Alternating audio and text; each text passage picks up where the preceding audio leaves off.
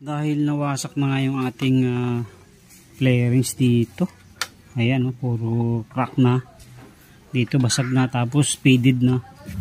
So kaya naman nag-order tayo ng bago sa TikTok. Ayan. So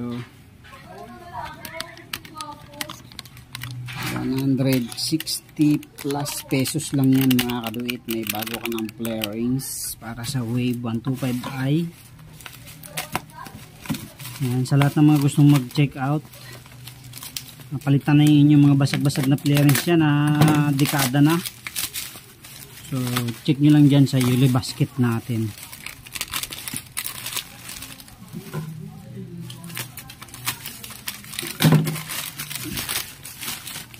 Ayan, safe na safe yan dumating.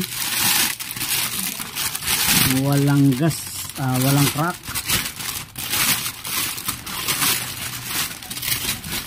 At wala ring gas-gas. Oh, ganda oh.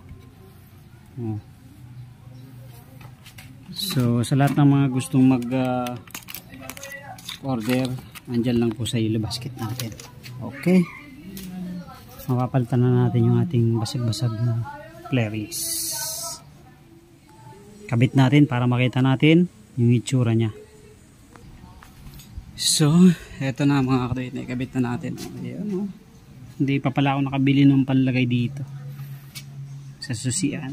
Ayan, sa halagang 160 plus pesos lang mga kaduit, meron na kayong bagong flarings. Check out nyo na po dyan sa Yuli Basket natin. Thank you, thank you.